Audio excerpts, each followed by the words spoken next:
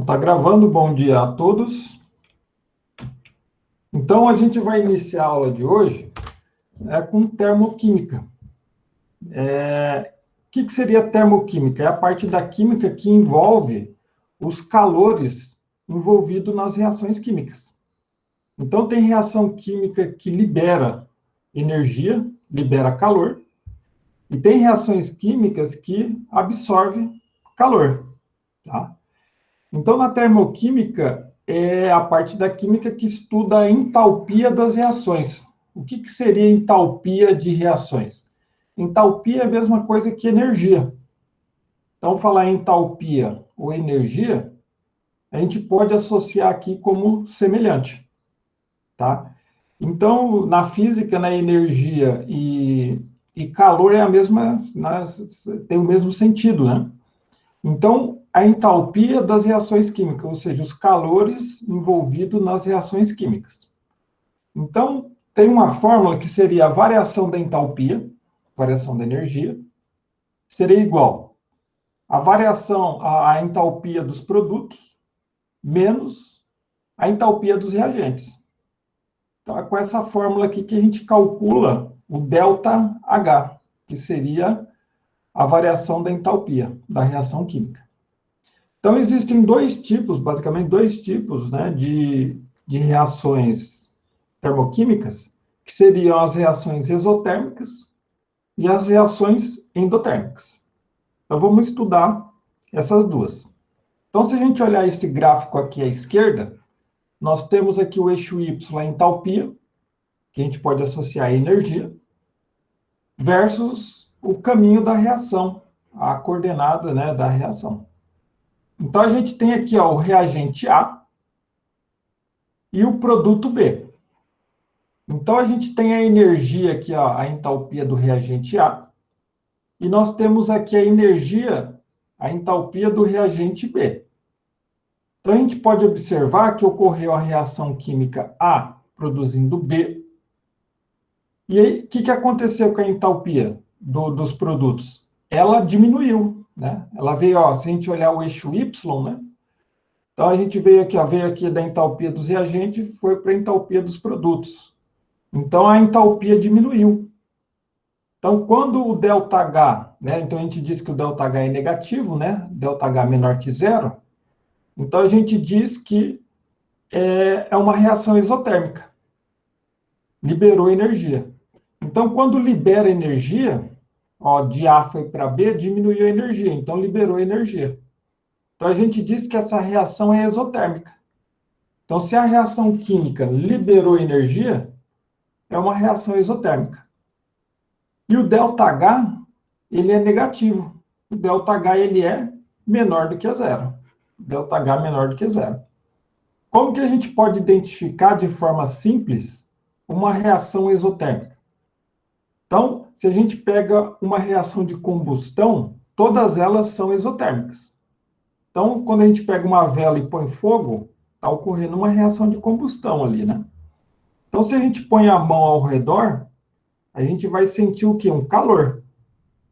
Então, se a gente põe a mão e sente que o negócio aqueceu, significa que a reação química está liberando energia.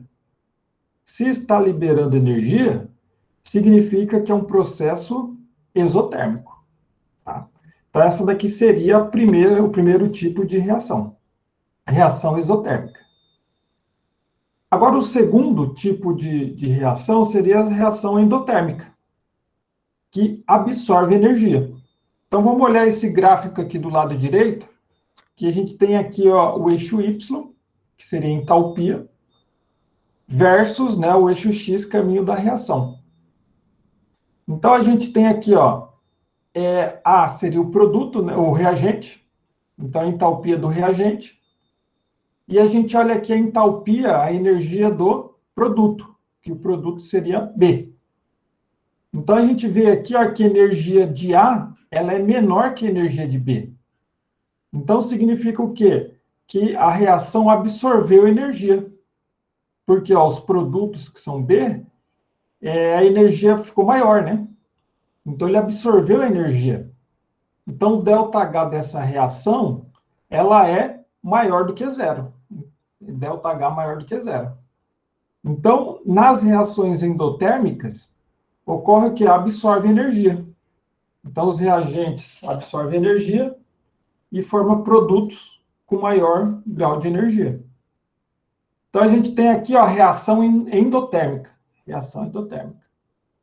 E a característica da reação endotérmica é que o ΔH ele é maior do que zero, ou seja, é um ΔH positivo.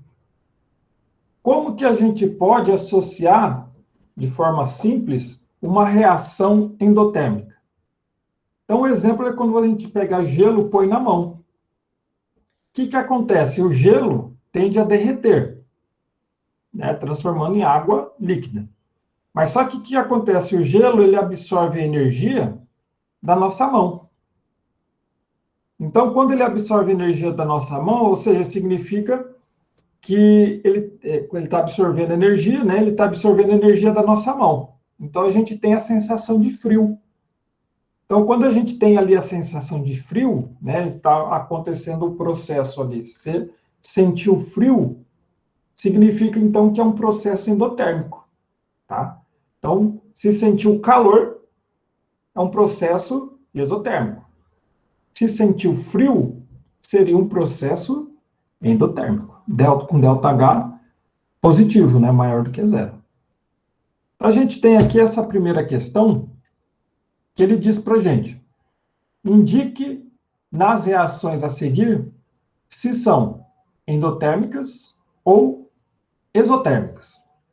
Então, nós temos essa primeira reação, a reação 1, né, o Fe2O3 reagindo com carbono, produzindo ferro mais monóxido de carbono. Olha o ΔH dessa reação aqui, ó. Ele é positivo, né, 490 kJ por mol. Então, o ΔH aqui ele é positivo. Então, ΔH é positivo, a variação da entalpia é positiva, então significa que é uma reação endotérmica. Reação endotérmica. Então, essa daqui seria a resposta desse primeiro item aqui. Agora, o segundo item. Nós temos aqui, ó, o HCl reagindo com o NaOH, produzindo cloreto de sódio mais água. A variação de entalpia dessa reação é menos 58 kJ por mol. Então, ó, ΔH ele é negativo, ou seja, ΔH é menor do que zero. ΔH menor do que zero é uma reação exotérmica. Reação exotérmica seria a resposta desse segundo item. Agora nós temos aqui o terceiro item. Esse terceiro item, ele está escrito de uma forma um pouco diferente. Então a gente tem aqui, ó, CO2 reagindo com água mais 2.813 kJ de energia, produzindo glicose, que é C6H12O6 mais 6 oxigênio. Então ele escreveu a reação de uma outra forma. Ó, nessa parte aqui são os reagentes. Então, o CO2 reage com a água e precisa o quê? Absorver 2.813 kJ para produzir a glicose, que é o C6H12O6, mais oxigênio. Então, quando ele coloca aqui a energia do lado esquerdo, ou seja, junto com o reagente, significa que há uma reação endotérmica. Reação endotérmica. Tá? Então, precisa dessa energia ser absorvida para produzir a glicose mais CO2. Então, a dica nessa situação é que quando a energia fornecida está do lado esquerdo da seta, né? Ou seja, está junto com os reagentes, então indica uma reação endotérmica. Então, a resposta desse item 3 seria uma reação endotérmica. Agora, o item 4. Aí seria o inverso do item 3, né? Nós temos aqui o metano, que é o CH4, reagindo com oxigênio, produzindo CO2 mais água, mais 890 kJ. Então, ele escreveu de uma outra forma. Então, ó, é uma reação de combustão. Ó. O metano reagindo com oxigênio, produzindo CO2 mais água, mais 890 quilojoules. Quando a energia estiver do lado direito da seta, ou seja, está no lado dos produtos, significa que ele foi liberada essa energia. Se essa energia foi liberada, significa que é uma reação exotérmica. Reação exotérmica. Seria a resposta desse item 4. Então, a dica, ó, olha a seta da reação. Se a energia fornecida estiver do lado direito, do lado dos produtos, significa que é uma reação exotérmica. Agora, o item 5. O hidrogênio reagindo com o iodo, produzindo 2HI. Então, ΔH mais 26 kJ por mol. Então, ΔH positivo, então significa que é uma reação endotérmica. E, por fim, para terminar esse exemplo 1, o item 6, que é o hidrogênio reagindo com oxigênio, produzindo água, mais 68 quilocalorias. Então, conforme foi dito ali no item 4, né? Ó, se a gente olhar a energia, 68 quilocalorias, ela está do lado direito da seta. Então, ela está do lado dos produtos. Então, significa que essa energia está sendo liberada. Se essa energia está sendo liberada, significa que é um processo exotérmico. Processo exotérmico. Então, esse daqui seria a resposta desse item 6, desse exemplo 1. Essa aqui seria a resposta desse exemplo 1 dessa aula. Então, vamos aqui para o exemplo 2. Observe o diagrama a seguir, referente a um processo químico. Então, a gente tem um gráfico, na qual o eixo Y seria a entalpia, e o eixo X seria o caminho da reação. Então, ele diz para a gente aqui ó, que os produtos ele tem uma energia, uma entalpia, em quilojoules, de mais 400, ou seja, mais 400 quilojoules. Já os reagentes teriam uma energia de menos 170 quilojoules. Então, fazendo essa análise do gráfico, né? Então, ele fala, determine, o item a entalpia desse processo. Então, se a gente olhar, no primeiro slide, a gente viu que a variação da entalpia é igual à entalpia dos produtos menos a entalpia dos reagentes. Então, a variação da entalpia vai ser igual à entalpia dos produtos, olhando no gráfico aqui, é mais 400. Então, a gente põe aqui, ó, mais 400. Menos a entalpia dos reagentes. A entalpia dos reagentes é menos 170. Então, a gente põe menos 170. Então, menos com menos vai ficar mais, né? Então, vai ficar 400 mais 170. Então, a entalpia é mais 570 quilojoules. Então, isso aqui seria a resposta desse item A. Agora, o item B. Esse processo é endotérmico ou exotérmico? Então, ó, se a gente olhar, ΔH é maior do que zero. Ó. ΔH é positivo aqui, ó, mais 570 quilojoules. Então, ΔH maior do que zero é um processo endotérmico. Então, essa daqui seria a resposta desse exemplo 2. O exemplo 3. Então, ele fala, ó, considere as transformações a que é submetida uma amostra de água sem que ocorra variação de pressão externa. Pode-se afirmar que... Então, a gente tem aqui a água em 3 estados físicos, né? A água no estado de vapor, que está aqui no lado esquerdo, a água no estado líquido e a água no estado de gelo. E nós temos aqui 4 transformações, né? Que ele chama de transformação 1, 2, 3 e 4. Então, se a gente olhar aqui, a água no estado de vapor, para ela passar para o estado líquido, a água no estado de vapor significa que as moléculas de água estão com bastante energia.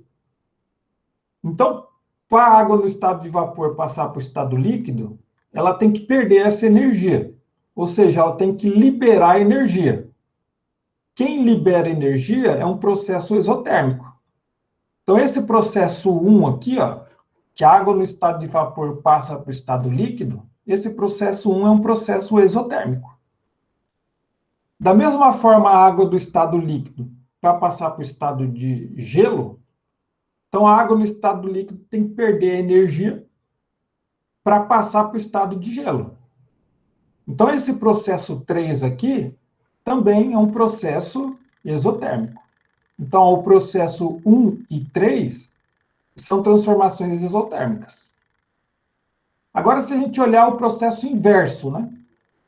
Se você tem a água no formato de gelo e você quer passar ela para o estado líquido, você tem que fornecer energia ao gelo para a água passar para o estado líquido.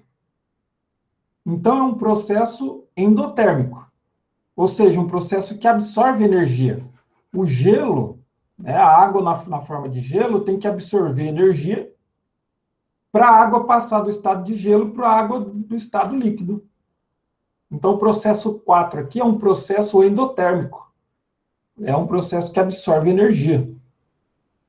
Da mesma forma, se você tem água no estado líquido e vai passar para a água no estado de vapor, você tem que fornecer energia também. A água líquida tem que absorver energia para poder passar do estado líquido para o estado de vapor.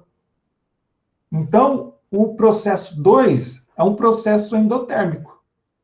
Então, o processo 2 e 4 são transformações endotérmicas. E o processo 1 e 3 é um processo exotérmico. São transformações exotérmicas. Então, com isso, agora a gente já pode achar a melhor alternativa. Então, ele fala aqui, ó, alternativa A. As transformações 3 e 4 são exotérmicas? A 3 é exotérmica, mas a 4 ela é endotérmica. Então, a alternativa A não pode ser. Alternativa B. As transformações 1 e 3 são endotérmicas? Ó, 1 e 3, elas são exotérmicas, tá?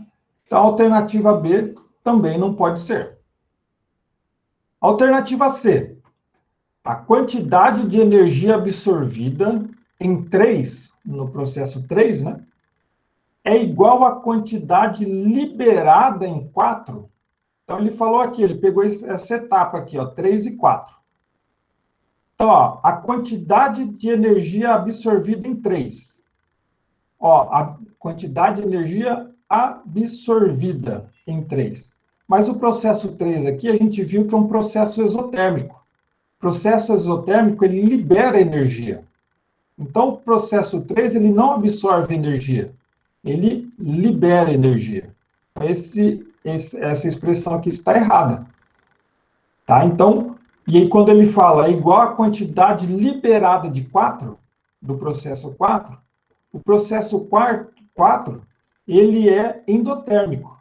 Ó, o processo 4, ele é endotérmico. Então, ele absorve energia. Então, esse item aqui ó, também está errado, né? Essa expressão. É igual à quantidade liberada de 4? Não, absorvida de 4. Então, a alternativa C, ela não pode ser, ela está errada. Agora vamos ver a alternativa D de dado. Em módulo, né, a quantidade de energia liberada em 1 é igual à quantidade absorvida em 2? Verdadeiro. Se a gente olhar em módulo, a energia que a água no estado de vapor precisa para liberar, para passar para estado líquido, em módulo é igual à energia absorvida, né, da água no estado líquido para passar para o estado de vapor. Então, em módulo, quando ele fala a quantidade de energia liberada em 1, é igual à quantidade absorvida em 2. Então, a alternativa correta aqui seria a alternativa D de W. Então, essa daqui seria a resposta desse exemplo 3. Medidas de quantidade de calor. Bom, vamos ver o que seria a energia de uma caloria. Então, o que acontece? Se você for lá no laboratório e medir 1 grama de água, você vai lá na balança e mede a massa de 1 grama de água. E aí você coloca um termômetro ali específico e vê a temperatura da água tem que estar 14,5 graus Celsius. Então, vamos olhar aqui essa figura do lado direito aqui, ó. Então, você pega 1 grama de água no estado líquido e a temperatura dela está 14,5 graus Celsius. E aí você fornece energia, ou seja, você fornece calor, e esse 1 grama de água, ele aumenta 1 grau Celsius. Então, ele vai para 15,5 graus Celsius. Então, essa variação de 1 grau Celsius, em 1 grama de água, a gente chama que é uma caloria. Uma caloria equivale a 4,184 joules, né, de calor. Então, isso daqui que seria a energia, né, de uma caloria. Agora, como que a gente mede a caloria, né, a quantidade de calor? Então, a quantidade de calor é igual a massa vezes o calor específico vezes a variação de temperatura. Então, ó, Q é a quantidade de calor absorvida pela substância. M é a massa da substância. C é o calor específico da substância. Esse calor específico, ele é tabelado, tá? Então, a gente consultando aqui a tabela, a gente não precisa decorar, né, que é tudo tabelado, ó. Calor específico da água, 4,18 joules vezes gramas a menos 1 vezes graus Celsius a menos 1. Olha do ferro aqui, ó, 0,46. O alumínio, 0,92. Da glicerina, 2,42. Então, o calor específico de uma substância, são todos eles tabelados, a gente não precisa decorar. E o ΔT seria a variação da temperatura da substância. Então, vamos resolver aqui, ó, esse exemplo 4. Determine a quantidade de calor necessária para aquecer 250 gramas de água nas seguintes condições. Então, a temperatura inicial da água vai estar 22 graus Celsius e a temperatura final da água vai para 45 graus Celsius. E ele dá aqui o calor específico da água, tabelado, né? 4,18 joules vezes gramas a menos 1 vezes graus Celsius a menos 1. Então, a gente substitui nessa fórmula. Quantidade de calor é igual a massa vezes o calor específico vezes a variação de temperatura. Se fosse numa prova escrita, todas as fórmulas eu forneço, tá? Ou na lousa ou na própria prova. Então, a gente substitui os dados aqui fornecido no enunciado da questão na fórmula. Então, a quantidade de calor é igual a massa de água é 250 gramas, que multiplica o calor específico, que é 4,18, joules vezes gramas a menos 1 vezes graus Celsius a menos 1, que a gente multiplica a variação de temperatura. Então, a temperatura final é 45 graus Celsius. Menos 22 graus Celsius seria a temperatura inicial, dá a variação de temperatura de 23 graus Celsius. Aí, fazendo na calculadora, né, 250 vezes 4,18 vezes 23, a quantidade de calor vai dar 24.035 joules. Então, aproximadamente, né, transformando isso aqui para quilojoules, a quantidade de calor vai dar aproximadamente 24 quilojoules. Então, o que significa? Se você pegar 250 gramas de água e ela estiver a 22 graus Celsius e você quiser passar essa temperatura para 45 graus Celsius, você tem que fornecer a essa amostra de água 24 quilojoules de energia. Então, essa daqui seria a resposta desse exemplo 4. Então, vamos para o exemplo 5. Ele fala, ó, ao sair molhado da piscina, mesmo em dias quentes, sente-se uma sensação de frio.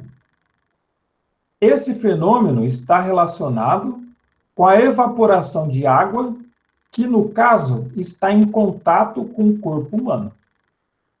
Então, o item A ele fala, a evaporação da água é um processo endotérmico ou exotérmico? E o item B ele pergunta, nesse caso, explique a sensação de frio. Então, vamos para o item A, né? A evaporação da água é um processo endotérmico ou exotérmico? Então, a gente está lá na piscina, a gente mergulha, depois a gente sai da piscina, a gente sai todo molhado. Então, a água que está no nosso corpo, ela está no estado líquido. E ela passa para o estado de vapor. Então, a água no estado líquido, para passar para o estado de vapor, ela precisa absorver energia. Que ela absorve energia, ela sai do estado líquido e vai para o estado de vapor. Então, é um processo endotérmico, porque ela absorve energia do nosso corpo, né? A água líquida absorve energia do nosso corpo, e aí a água passa para o estado de vapor. Se a água ela absorve energia, então é um processo endotérmico. Então, um processo endotérmico com ΔH maior do que zero. Então, essa daqui seria a resposta desse item A. Agora, o item B. Nesse caso, explique a sensação de frio. Então, é o seguinte, a gente mergulha, né, sai da água, a gente sai molhado. O que acontece? A água, a líquida que está no nosso corpo, ela absorve a energia do nosso corpo. A água líquida passa para o estado de vapor. Então, a água líquida, como ela absorve a energia do nosso corpo, né, então a gente sente o quê? Sente frio, porque a água ela tira a energia do nosso corpo, né, para passar para o estado de vapor, do estado líquido para o estado de vapor. Como ela tira a energia do nosso corpo, a gente dá aquela sensação de frio. Então, durante a evaporação, né, a água absorve a energia da pele, dando a sensação de frio. Então, essa daqui seria a resposta desse exemplo 5, o item B de bola. O exemplo 6. Considere as reações de combustão a seguir, todas a 25 graus Celsius e uma atmosfera. Então, ele deu aqui 5 reações químicas com seus respectivos valores de ΔH. Aí ele pergunta para a gente, sob o ponto de vista energético, qual reação libera mais energia por mol de combustível? Então, uma reação de combustão, a gente vai ter o combustível, mais o comburente, que é o oxigênio, né? Aí acontece uma reação de combustão e a característica dessa reação de combustão é que ela libera energia. Então, o ΔH sempre vai ser menor do que zero. Ou seja, ΔH vai ser negativo. Então, se a gente olhar aqui, nessa primeira reação, a combustão do hidrogênio. Então, vai reagir com o oxigênio e vai produzir água. Então, a gente tem o ΔH de menos 68 quilocalorias. No segundo item, nós temos a combustão do ferro. O ferro ele reage com o oxigênio, produzindo o óxido de ferro, 3. E aí o ΔH é menos 196 quilocalorias. Mas só que o enunciado da questão, ele quer saber, sob o ponto de vista energético, qual reação libera mais energia por mol de combustível? Então, a gente tem aqui, ó, 2 mols de ferro. Então, ele quer saber por mol de ferro, por 1 mol de ferro. Então, a gente pega essa energia aqui, ó, 196, e divide por 2, porque é o coeficiente estequiométrico do ferro. Então, 196 dividido por 2 vai dar menos 98 quilocalorias. Agora vamos ver o item 3. Ó. Nós temos aqui a reação de combustão do alumínio. O alumínio vai reagir com oxigênio, vai produzir o óxido de alumínio e vai liberar menos 400 quilocalorias. Mas nós temos 2 mols de alumínio. E ele quer saber por 1 mol de alumínio. Então, a gente pega esse menos 400 e divide por 2. Então, vai ser menos 200 quilocalorias por mol de alumínio, né? A reação 4, nós temos a combustão do grafite. Então, grafite vai reagir com oxigênio e vai produzir CO2. Então, a variação da entalpia é menos 94 quilocalorias. E a última reação é a combustão do gás metano, que é o CH4. Então, a combustão do metano vai liberar CO2 mais água. Então, vai ser menos 18 quilocalorias. Então, ele fala, né, novamente, sob o ponto de vista energético, qual reação libera mais energia por mol de combustível? Então, o que libera mais energia vai ser o quê? Menos 200 quilocalorias, né? Então, ficou para a reação 3. A reação 3 seria a resposta desse exemplo 6. O exemplo 7. Determine a quantidade de calor liberada quando 4,80 gramas de metano, que é o CH4, são queimados em um sistema a pressão constante. Aí ele deu a reação aqui já balanceada da combustão do metano, que é o CH4, vai reagir com oxigênio, vai produzir CO2 e água. A variação da entalpia dessa reação é menos 890 kJ por mol. E ele dá aqui ó, o dado, né, que a massa molar do metano, do CH4, é 16 gramas por mol. Esse 16 gramas por mol a gente pode calcular usando a tabela periódica. Mas aqui ele já forneceu direto. Então, como que a gente resolve isso daqui? Então, ele falou para a gente aqui, 1 mol de metano, de CH4, tem 16 gramas. A gente pegou essa relação aqui do dado, do enunciado da questão. Então, 1 mol de metano tem 16 gramas. X mols de metano, nós temos em 4,80 gramas, que está no enunciado da questão. Resolvendo essa regra de 3 aqui, vai ficar 4,80 dividido por 16. Então, o X vai ser igual a 0,3 mol de metano. Resolvendo essa regra de 3. Agora, ele falou para a gente ó, que 1 mol dessa combustão do metano, ele libera 890 kJ de energia. Então, ó, menos 890 kJ é liberado em 1 mol de metano. Agora, qual a energia liberada em 0,3 mols de metano, que a gente calculou aqui anteriormente?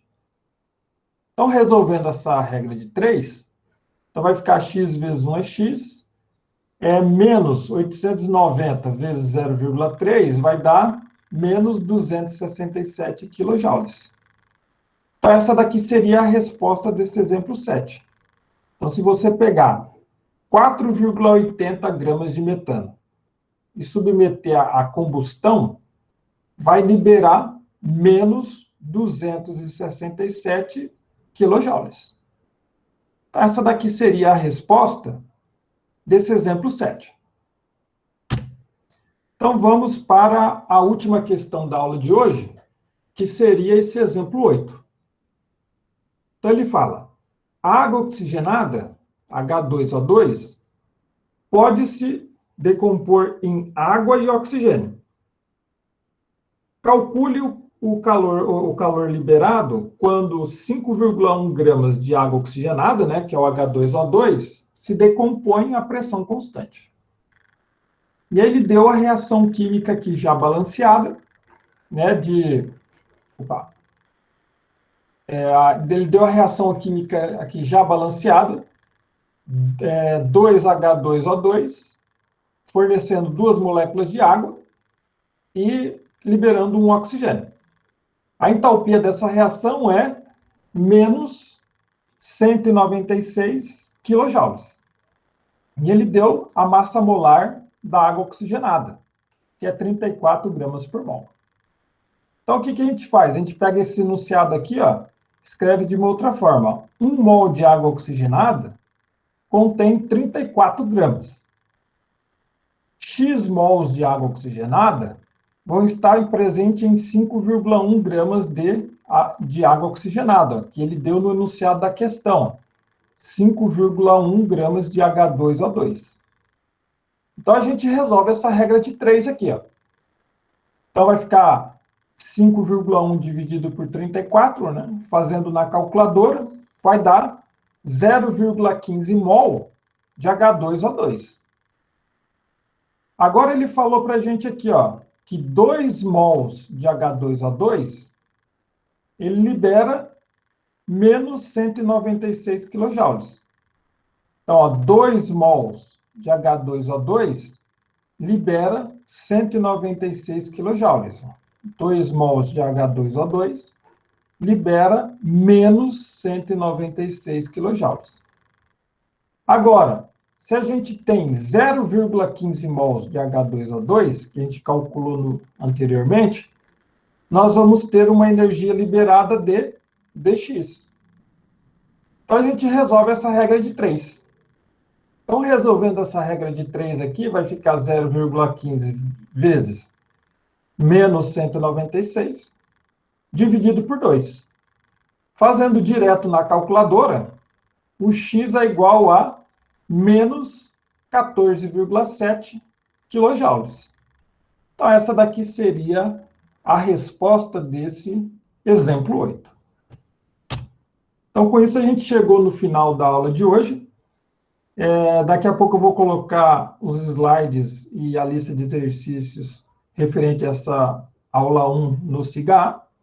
Daqui a pouco eu vou pegar o vídeo, né, a gravação dessa aula eu vou colocar no YouTube e mando o link no grupo do WhatsApp da turma. Eu vou interromper a gravação aqui.